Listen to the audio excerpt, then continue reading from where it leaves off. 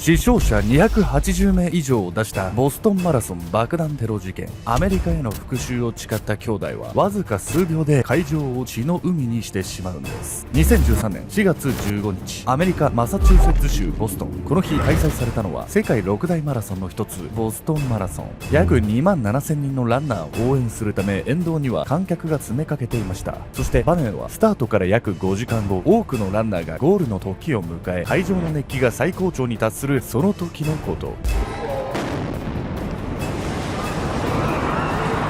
ゴールライン付近で響いた巨大な爆発音、大地を揺るがすその音と同時に巻き上がった白煙にランナーも思わず足を止めます。愕然とする彼らの目が捉えたのは、会場の至る所に転がる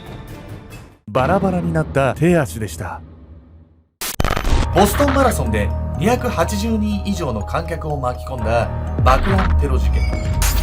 多くの人が夢中で声援を送るその裏で企てられた犯行の全貌とは。勤勉で友人思いだった青年を狂わせたのは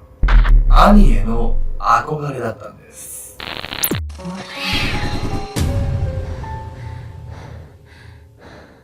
おそすけんちゃんです。みやみやみこんです。最近さ、猫カフェ的な動物カフェって増えてない？ハリネズミカフェとか、小豚ちゃんカフェとか。そう、それ、小豚カフェならまだいいじゃない。これ入る気なくすわっていう字面の小豚カフェがあったんだけど、なんて書いてあったと思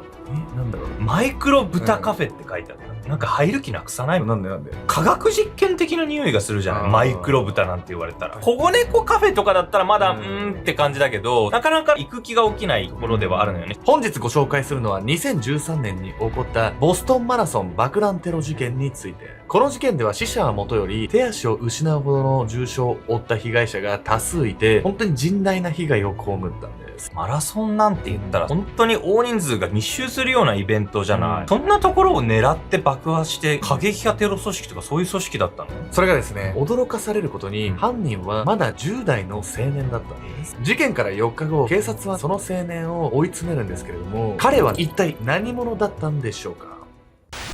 ボートの中の青年。2013年4月19日、アメリカマサチューセッツ州ウォータータウン。あのボートだな。とある民家の裏庭へ駆けつけたのは、数分前に通報を受けた警察官。彼らがじっと睨みつけるその先には、カバーをかぶせられた一隻のボートが。通報してきたのはそのボートの所有者。ボートのカバーが緩んでいたため、気になって中を覗くと、そこに遺体があったというんです。一方で警察がその場所へ訪れたのは、単に遺体の確認をするためだけではありませんでした。緊迫した空気の中、ボートへ向かって発砲した一人の警察官。その一発をきっかけに250発以上の弾丸がボートへ撃ち込まれたんです。そう、ボートの中身は遺体などではありませんでした。そこに潜んでいたのは、この4日前にボストンマラソンで爆弾テロを実行した犯人、ジョカール・ツァルナエフ。まだ19歳と若い彼は、もともとテロなどとは無縁の真面目な学生だったはずなのですが、時は遡り、警察がボートへの一斉射撃を行う4日前、犯人のジョカールは兄タメルランと共にボストンマラソンの会場へ訪れていました。バックパックに野球帽というラフな格好の兄弟は、足早にマラソンコースのゴールへ向かい歩いていきます。なんだ、変な奴らだな。すれ違いざまに2人とぶつかった男性は怪げそうに首をかしげました。それもそのはず、誰もが夢中で声援を送る中、ジョカールとタメルランの2人だけがレースには見向きもしていなかったんです。ある地点に差し掛かったところで、兄弟は別々に分かれ、それぞれ人混みの中へ。ジョカールはレースへ目を向けながら背負っていたバックパックを地面に下ろしました。そして少し感染したかと思えば、彼はその場を立ち去ってしまいます。ジョカールの明らかに不審なその行動にも、彼が置き去りにしていったバックパックのことにも、周囲の観客たちは一切気がついていませんでした。犯人だって前提で見ると気づきそうな気もするんだけど、ちょっとこれは当日気づかないんじゃない？マラソンっていう別の注目材料もあったわけですから、それにジョカールは周囲からも好かれていた真面目な学生で、この事件の後誰もジョカールが犯人だっていう人はいなかったんです。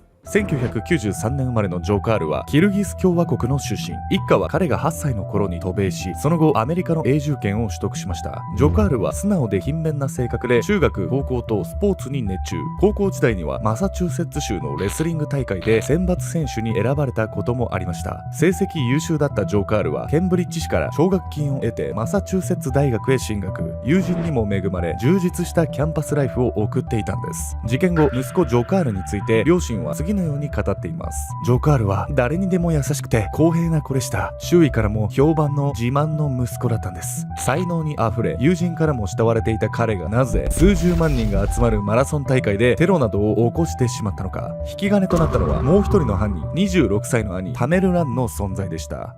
そういえば共犯の兄の方はまだ話があんまり出てきてないじゃない。なんか問題がある人物だったってこと？弟のジョカールっていうのはアメリカへ来た後も交友関係を順調に築いていたんですけれども、兄のタメルランは彼とは真逆で現地の人とあまり人間関係を築けなかったんです。そしてその理由は彼らの生まれにあったんです。染まっていく心。ジョカールと7つ年が離れている兄タメルランはジョカールとは対照的な人物でした。彼はプロボクサーを目指していたのですが、喧嘩っ早い性格でたびたび警察沙汰になっていました。ただ弟のジョカールにとってはそんな粗暴な兄タメルランも憧れの存在。兄ちゃんみたいに強い男になりたい。彼が高校時代レスリングに打ち込んだのは兄タメルランの影響でした。タメルランの肉体的強さや気の強さに憧れるだけならまだ良かったかもしれません。しかし兄タメルランは絶対に憧れてはならないある思想を抱えていました。彼は弟ジョカールに対し繰り返しこう言ったんです。アメリカ人に友人は一人もいない。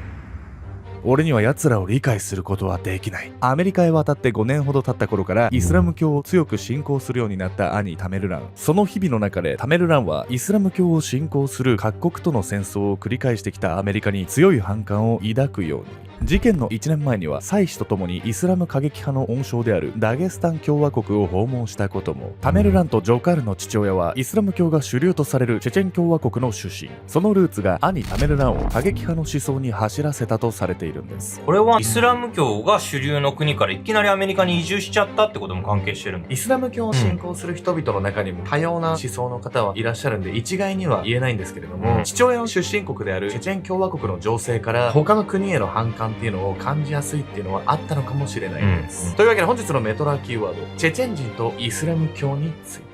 チェチェン人はロシア南西部にあるコーカサス山脈に住む民族。チェチェン共和国はロシア連邦の一つですが、長らくロシアからの独立を主張しています。それは彼らが信仰している宗教がロシア正教ではなくイスラム教であるため。チェチェン共和国で多く信仰されているのはイスラム教スンナ派。ロシアからの独立をめぐる緊張関係もあり、その中には過激派の思想を抱く者も少なくありません。例えば2004年9月には学校の始業式で1000人以上の人質を取るテロが勃発。そうした祖国の情勢が今回の犯人タメルランを過激派思想に走らせた可能性があるんです。兄タメルランが過激派の思想を抱く一方、弟のジョカールは同じようにイスラム教徒として育てられてはいたものの、そこまで強い信仰心は持っていませんでした。ただし彼にとって兄のタメルランは憧れの存在。子犬のように喜んで兄の後ろをついて回っていたジョカールは徐々にその思想にも感化されていくんです。僕の世界観はイスラム教だ。いつしか SNS でそんな投稿まで行うようになった弟ジョカール。弟を完全に自身の思想に引き込んだタメルランはついにその計画を口にします。今こそアフガンやイラクを攻撃したアメリカに報復する時だ。ボストンマラソンでテロを起こすぞ。ボストンマラソンが開催されるのは愛国者の日。報復を実行するにはうってつけだと兄タメルランは思ったのでしょう。反感を持つ気持ちはわかるんだけど、マラソンに来てる人たちは何も関係がないじゃないのよ。テロリストってよく復讐って言葉を使うんですけれども、一方で関係のない一般国民を巻き込むケースっていうのが結構多いんです。そして迎えたテロ当日、会場は文字通り血の海と化してしまうんです。晴天の霹靂。2013年4月15日、晴天の中開催された第117回ボストンマラソンの会場には約2万7000人のランナーを応援するため何十万人もの観客が詰めかけていました。その雑踏に混ざって歩くタメルランとジョカール。野球帽にバックパックという様相で現れた彼らはゴールラインから180メートルほどの地点で分かれ、それぞれレースを観戦しているように見えていました。兄さん、予定通りバッグは置いたよ。そうやって兄タメルランとジョカールが数秒の通話を終えたその時、会場は巨大な爆発に見舞われたのです。午後2時49分、兄タメルランのいるゴールラインの方向から響いたとてつもない轟音。ジョカールの周りにいた観客たちは身を乗り出し、騒動のあった方へ目を凝らしていました。一方でジョカールは人々が注目する先には目もくれず、足早にその場を立ち去ります。そして1度目の爆発からわずか12秒後、先ほどまでジョカールがいたその場所も白い煙に包まれたんです。2度立て続けに起こったその爆発はランナーが最も多くゴールする時間を計算して仕掛けられたものでした。つい数秒前まで観性で溢れていた会場のそこかしこに負傷者が倒れ、バラバラになった手足が転がっている地獄絵図のような状態。警察や救急隊、消防隊がすぐに駆けつけますが、あまりの被害者の多さにもはや収拾がつかなくなっていました。タメルランとジョカールが企てたテロは3名の命を奪い、280名以上が負傷する大惨事となってしまったんです。ボストンマラソンでテロがあったって話は聞いたことがあったんだけど、こんな悲惨な事件だったんだって思い知らされちゃった。人によってはトラウマで人が集まってるようなところにはもう行けないって人も出てきそうですよね。そうこれだね。気になるのはジョカールとタメルランのような一般の若者が300名近い犠牲者を出したその爆弾をいかにして手に入れたかということ。実はそれらの爆弾は兄弟が圧力鍋に釘や爆発物を入れて自作したものでした。兄タメルランは過激派組織アルカイダのオンラインマガジンを愛読しており、その中にあった設計図を参考に圧力鍋の爆弾を製作したんです。2人はこの他にも複数のウェブサイトを参考にしており、中には圧力鍋を使って台所で爆弾を作ろうなどと不謹慎な謳い文句を掲載しているサイトも。こうしてボストンマラソン爆弾テロ事件は身近な材料で民間人が爆弾を作れてしまうその事実を浮き彫りにし、アメリカ国民を戦慄させたんです。こうしてとてつもない数の被害者を出しておきながら、犯人の兄弟は現場から逃げおおせたわけなんですけれども、その後警察は彼らを特定するんです。そして2人の逃走劇にも波乱の展開が待ち受けていたんです。兄との別れ。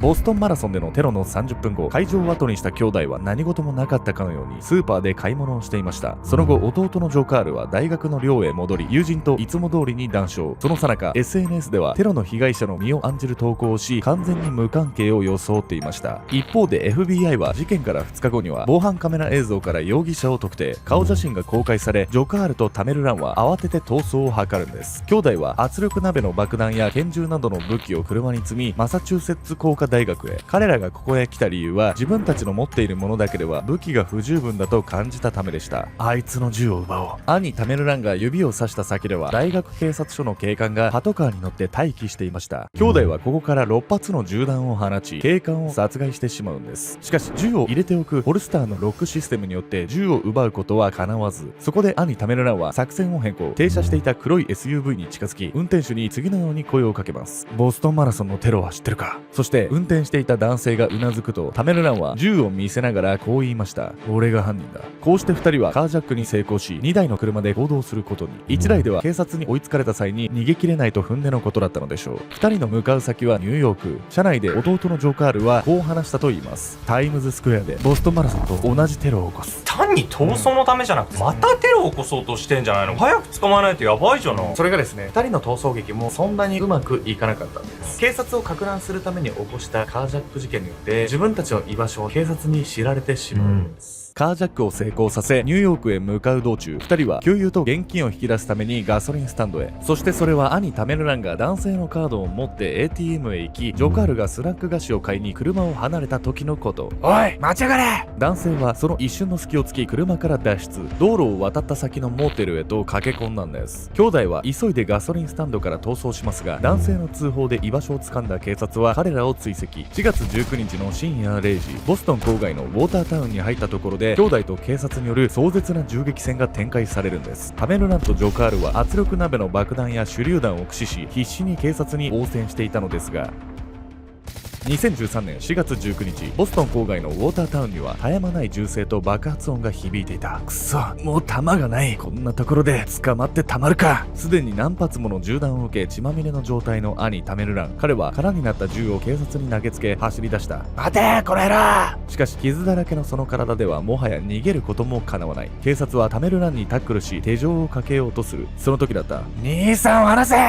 ジョカールは車に乗り込むと警察に向かって一直線に走り出した。危ない。兄タメルランを取り押さえていた警察はそう叫び、とっさにその身をかわす。次の瞬間、ジョカールは